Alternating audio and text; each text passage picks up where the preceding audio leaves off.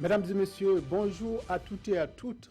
Et toutes nos excuses pour ce retard indépendant de notre volonté. Cela dit, voici les titres de l'actualité. La cérémonie officielle de commémoration de l'insurrection populaire de fin octobre 2014 a eu lieu ce matin devant l'ex-Assemblée nationale. Les noms des 42 victimes de ces événements douloureux et du coup d'État manqué ont été récités par le ministre de la Sécurité en guise d'hommage. La 14e édition du CIAO enregistre une forte participation de la diaspora burkinabé venue exposer principalement ses créations en matière de faso d'Anfani afin de promouvoir les cotonnades du Burkina.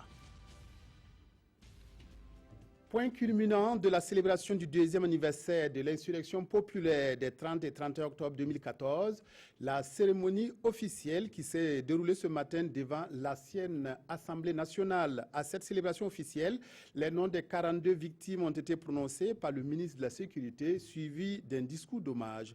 Retour sur cette cérémonie avec Mathias Drabo et Moumouni Soubega. Devant les ruines de l'ancienne Assemblée nationale, les autorités, avec le président du Faso en tête, s'inclinent devant la mémoire des victimes de l'insurrection des 30 et 31 octobre et du putsch manqué.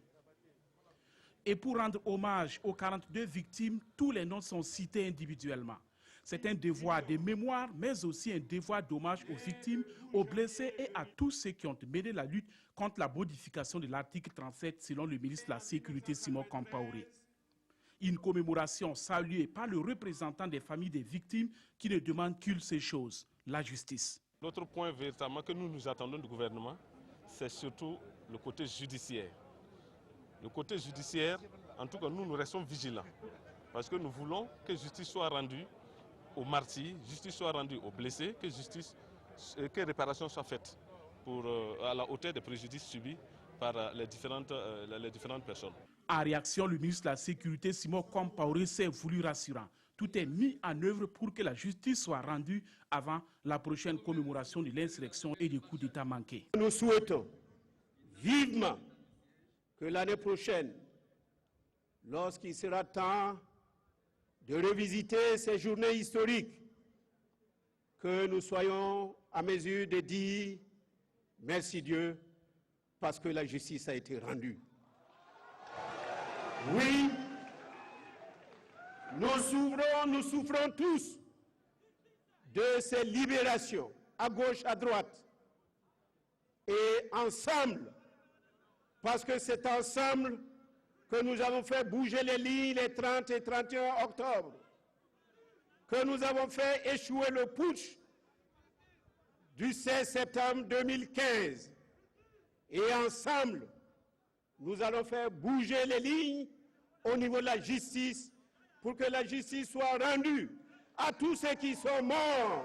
La célébration a également été marquée par des prestations de plusieurs artistes venus rendre également hommage aux victimes de l'insurrection et du coup d'État manqué. À l'issue de la cérémonie, hommes politiques et diplomates ont livré leurs sentiments à Moumouni Soubega. Ils soulignent tous que l'insurrection populaire fut un grand moment pour la démocratie au Burkina. Un peuple se soulève, dit non à un régime qui voulait en quelque sorte l'inféoder en voulant lui appliquer de force une constitution ou en tout cas une prescription dont il ne veut pas. C'est le fait que le peuple se soit instruit. Pour moi, le deuxième anniversaire est un jour vraiment il faut marquer de façon indélébile. Et comme l'a dit le ministre d'État, il faut que chaque année, les Burkinabés se rappellent que c'est un jour qui est vraiment important et à jamais les Burkinabés devront s'en souvenir. Voilà ce que je peux dire. C'est un jour qu'on ne saurait éluder dans l'histoire du Burkina désormais. Des gens ont péri, particulièrement des jeunes sont tombés. On nomme plus d'une quarantaine de morts avec des centaines de blessés. Ça, c'est un lourd passif, parce que nous pleurons aujourd'hui nos morts, nous pleurons les martyrs, mais pour nous, c'est des héros qui sont morts pour la liberté, qui sont morts pour la démocratie, qui sont morts pour que ce pays-là aille de l'avant. Donc, de ce point de vue, revenir ici sur les ruines et de se rappeler de la longue marche que notre peuple a eue pour dire non et résister, eh bien, c'est une fierté. C'est une fierté pour ce peuple-là, c'est une fierté pour l'ensemble des Burkinabés et cette fierté va au-delà de notre pays. C'est un moment historique dans notre pays. C'est un moment où nous étions tous dans les rues pour demander à ce que l'Assemblée nationale porte les voix du peuple, s'aligne sur la volonté du peuple. Donc c'est ce message qu'aujourd'hui nous devons retenir. Il est important que nos institutions soient à l'image du peuple.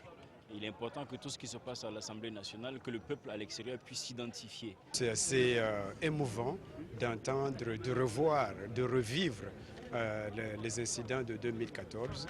Et nous sommes très fiers de voir la résilience du peuple burkinabé et comment ils se sont pu se remettre sur leurs pieds et continuer. Aujourd'hui, c'était une preuve de cette résilience. Abbas Il-Boudo est l'un des blessés de l'insurrection populaire. Il a reçu une balle à un pied. 2 ans après ce douloureux événement, il a accepté de témoigner sur les conditions de sa prise en charge et les difficultés rencontrées pour reprendre sa vie d'élève. Les témoignages recueillis par Issaka Fando et Maimouna Traoré. Quand Abbas Il-Boudo quittait sa classe pour participer à l'insurrection populaire le 30 octobre 2014, il était loin d'imaginer ce qui l'attendait au front. L'insurgé reçoit une balle au pied. Transporté d'urgence à l'hôpital Saint-Camille, il sera finalement hospitalisé à l'hôpital pédiatrique Charles de Gaulle. Un séjour de 55 jours aux frais de ses parents et grâce au soutien d'une bonne volonté qui vole à son secours avec un chèque de 600 000 francs CFA. Le chèque ne nous a pas trop servi, car on l'utilisait uniquement pour acheter les produits au sein de la pédiatrie.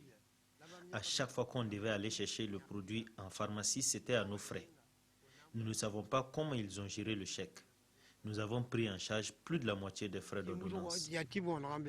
Malgré tout, Abbas ne recouvre pas la santé. Son cas nécessite une évacuation sanitaire au Maroc. Le gouvernement burkinabé prend l'engagement de le soutenir. Mais face aux lourdeurs administratives qui retardaient son évacuation, il eut son salut grâce à l'intervention d'organisations de la société civile. C'est grâce à les personnes de bonne volonté comme l'association des blessés, l'MBDHP, le KSP, les patriotes du FASO, ceux qui ont tenu leur main pour que mes choses soient effectives, qui ont parlé au gouvernement pour qu'on m'évacue dans un autre pays, pour qu'on passe soigner mon pied parce que je suis encore petit. J'ai un avenir qui m'attend. Pris en charge par l'État, il embarque pour le Maroc. J'ai fait 3 mois premièrement avec ma mère, où j'ai effectué plus de 5 opérations. Et on est revenu ici. 3 mois après, je suis reparti, où j'ai fait 2 autres opérations et je suis revenu. Je suis reparti il n'y a pas longtemps, je viens d'arriver, ça vaut les 2 mois maintenant où j'ai fait 2 opérations. 2 ans après l'événement, son état de santé s'est amélioré. Mais il a perdu 2 ans dans son cursus scolaire et ses parents se retrouvent dans un état de dénuement total. J'ai perdu mon emploi. Toutes nos économies ont été utilisées pour soigner Abbas. Nous avons encore des ordonnances dont les frais n'ont pas été remboursés par l'État parce que non conformes. Abbas est menacé d'exclusion de l'école car n'ayant pas pu honorer ses frais de scolarité. Nous avons entrepris des démarches auprès du Fonds de solidarité, mais jusqu'à présent, nous n'avons rien reçu. Nous comptons beaucoup sur cette aide pour payer la scolarité d'Abbas.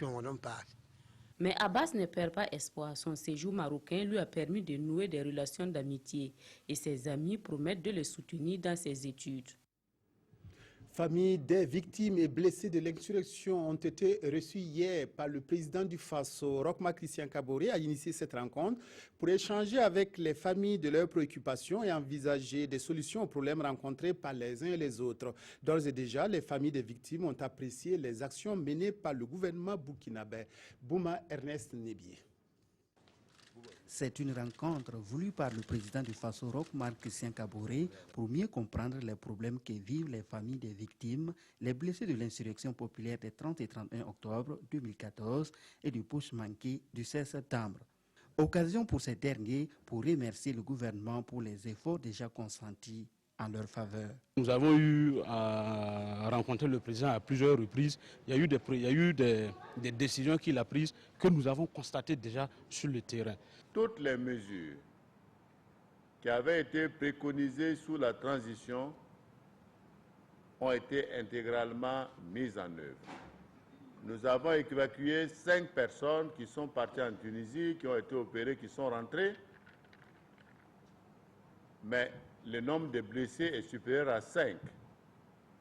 Et j'ai réaffirmé que, avec l'hôpital qui traite nos malades en Tunisie, nous avons pris les dispositions pour qu'une équipe médicale vienne ici à Ouagadougou pour procéder aux différentes interventions de manière à ce que la plus grande majorité bénéficie des soins. Tout n'est pas rose. Les associations des blessés de l'insurrection ont soulevé un certain nombre de difficultés, des préoccupations qui se résument toujours à des questions de soins et à l'emploi.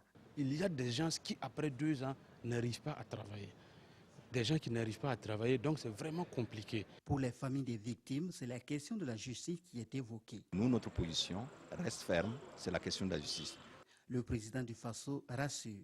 Nous nous sommes engagés à ce que la justice soit faite sur l'ensemble des dossiers sur lesquels nous sommes en cours. Pour faciliter la résolution de leurs problèmes par l'État, le président du Faso a demandé aux différentes associations de renforcer la cohésion à leur sein.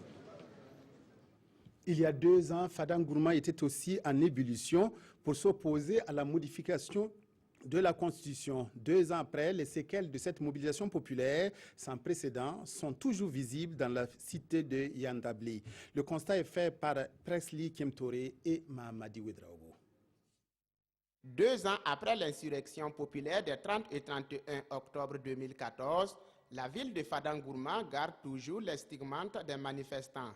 Le pied-à-terre de l'ancien chef de l'État, Blaise Compaoré, est devenu un champ de ruines à la merci des animaux. Ces bâtiments impressionnants, avec ces installations ultramodernes, ont été littéralement dévastés. En plus de ces bâtiments, certaines infrastructures et entreprises appartenant à des personnes supposées proches de l'ancien président ont été vandalisées et incendiées. La viande, il y avait des merguez de saucisson conservées dans le frigo. Ils ont tout pillé, cassé les bouteilles. Ça nous a vraiment remis au début encore, parce que jusqu'à là c'est fermé. Voilà, parce qu'on a essayé de payer les miroirs pour faire fonctionner la boîte en attendant. En marge de ce 2e anniversaire de l'insurrection populaire, bon nombre de citoyens de Fada semblent regretter les événements et reprochent à l'actuel gouvernement d'observer une lenteur dans le traitement des dossiers judiciaires. Je pense qu'on a été un peu trahi parce que nous on voulait une purification totale. Voilà. Mais malheureusement, on constate que beaucoup de choses d'hier se produisent encore aujourd'hui. Nous étions dans les rues pour réclamer la bonne gestion économique, financière du pays. Et l'arrêt des crimes économiques, des crimes de sang et autres. Malheureusement, 2 ans après, on reste sur notre soif. Certaines victimes sont même dubitatives quant à l'aboutissement de leur requête. Des autorités sont venues quelques semaines après, ils ont fait l'état et ils ont fait ressortir qu'on avait perdu plus de 2 millions de matériel et ils disaient qu'ils allaient indemniser. Jusqu'à là, c'est resté comme ça.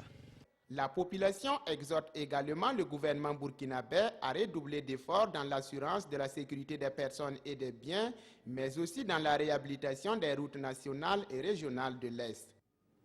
Marche et contre-marche, des stades remplis recto verso avec intercalaires, lenga, bref, de nouveaux vocables avaient fait leur apparition avant l'insurrection populaire. Retour sur les différentes manifestations de rue et grands rassemblements qui ont précédé le soulèvement populaire avec Nyarkiteda.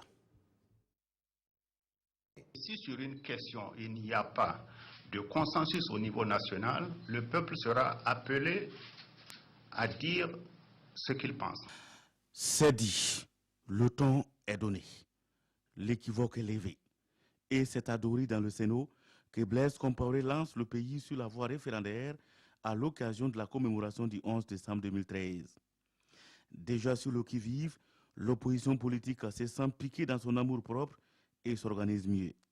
Elle se fera entendre en janvier 2014 par une marche-meeting à laquelle participent les RSS, Roch, Salif et Simon, qui venaient de quitter le CDP pour aller à l'opposition. Dès lors, ce sont des marches et contre-marches entre anti- et pro-référendum à travers le territoire national. Le 31 mai 2014, l'opposition fait le plein du stade du 4 août pour un meeting historique. Carton rouge. Carton rouge. Carton rouge.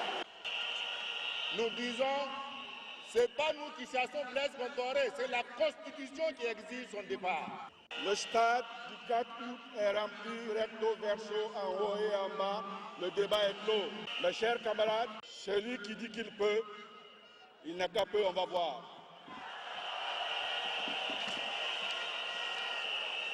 La majorité réplique. Le 21 juin 2014, le même stade du 4 août fait son plein à l'appel du parti au pouvoir, le CDP, le Congrès pour la démocratie et le progrès.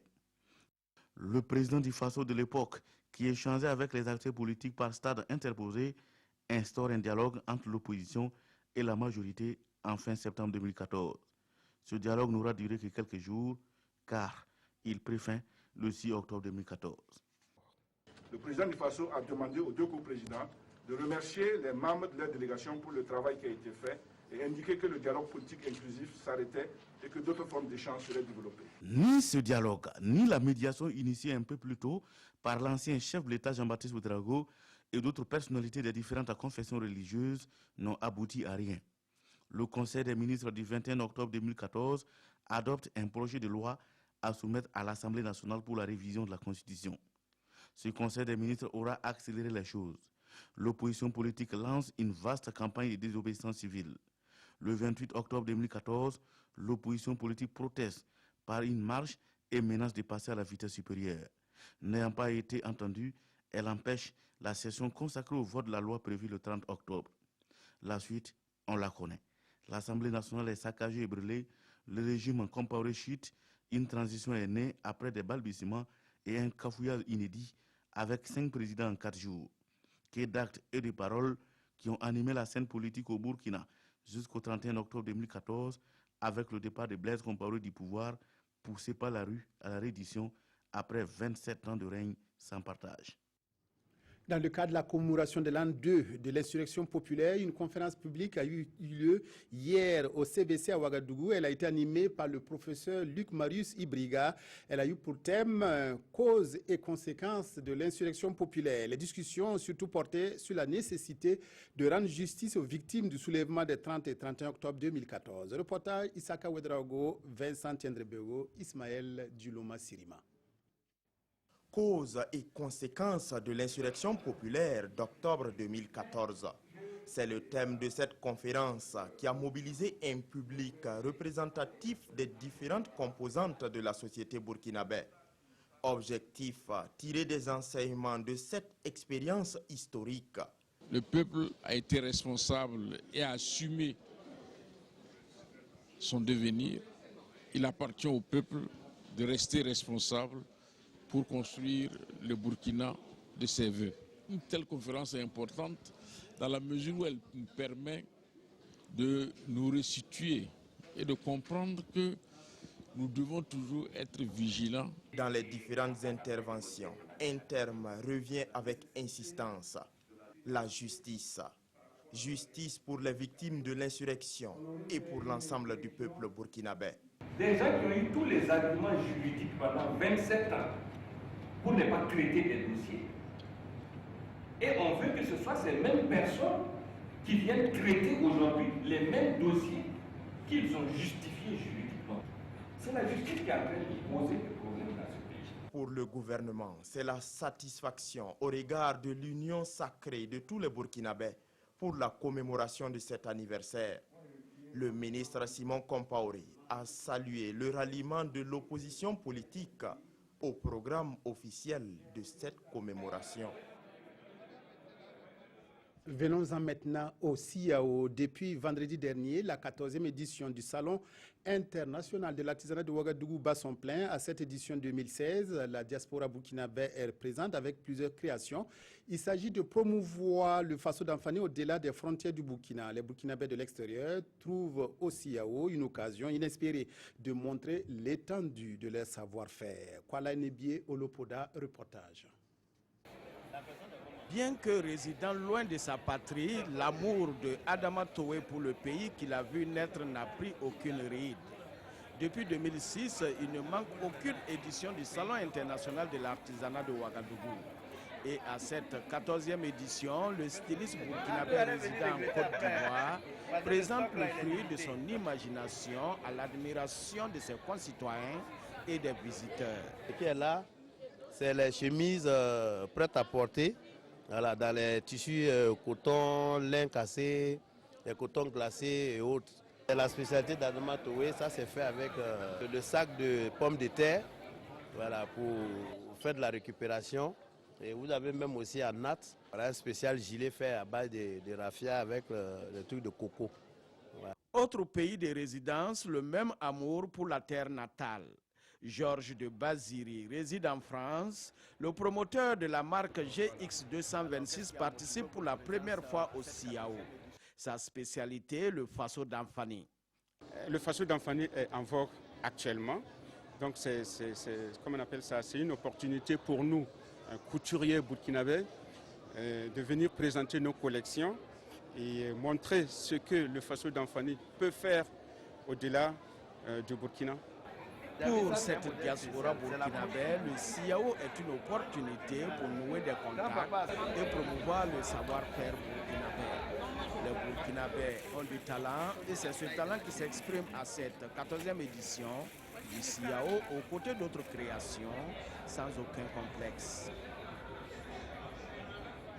Un détour par l'actualité internationale avant de nous séparer. L'Italie a été secouée hier par un nouveau tremblement de terre, troisième du genre en 2 mois. La partie centrale de l'Italie a été frappée par le séisme de magnitude 6,5 sur l'échelle de Richter qui en compte 9. La secousse a fait une vingtaine de blessés et détruit de nombreuses maisons. Des blocs de pierre jonchant les rues, des façades éventrées. 2 tiers des maisons de la ville de Visso sont endommagées selon son maire. Mais le puissant séisme qui a frappé le centre de l'Italie ce dimanche n'y a fait aucune victime et pour cause. La plupart des habitants de ce village ont été évacués après le premier tremblement de terre survenu fin août et qui a fait près de 300 morts. Ce n'est pas le cas à Norcia, à 6 km de l'épicentre. On nous a donné ni tente, ni maison, ni caravane. Pour des logements provisoires, il va falloir attendre jusqu'au printemps. Je ne comprends pas où on va passer l'hiver si on ne nous donne aucune solution alternative, s'exclame cet homme qui fait partie des 3000 personnes qui ont dû quitter leur maison. On doit trouver un autre endroit. On ne peut pas aller dans des tentes ou rester dans nos voitures. Regardez ce temps, ce n'est pas le bon moment. Mais pour l'instant, on n'a aucune autre alternative. 5 autocars attendaient des passagers ce dimanche soir pour les conduire à l'abri. La logistique s'organise, tant bien que mal, 4 jours après une nouvelle série de secousses. Hier matin, on avait 853 personnes dans des logements indépendants et 275 personnes à l'hôtel. On ne sait pas combien de personnes des logements indépendants ont quitté la ville, mais avec ce nouveau séisme, il faut revoir le scénario, car de nombreuses personnes viennent allonger la liste de ceux qu'on doit reloger, explique le maire de Norcia. Le séisme de ce dimanche d'une magnitude de 6,5 est le plus puissant qu'ait connu l'Italie depuis 1980. Il a fait une vingtaine de blessés légers et détruit quantité d'infrastructures et de bâtiments, dont la célèbre basilique San Benedetto de Norcia. Sur ces images, la ville d'Amatrice, dévastée par le premier de ces tremblements de terre fin août. Sport Tour du Faso, le vainqueur de la 4e étape du Tour cycliste international du Faso se nomme Karamoko Bamba de la Côte d'Ivoire. Sur une distance de 136 km entre Combisri, Pau et Thiébélé, l'Ivoirien s'est montré intouchable. Le maillot jaune change d'épaule et est désormais la propriété du Français Grzegorz Kiatowski. Le maillot vert est toujours sur les épaules de l'Érythréen Solomo Zemenzes. Fin de cette édition. Merci de votre aimable attention à la RTB. Excellent après-midi à toutes et à tous.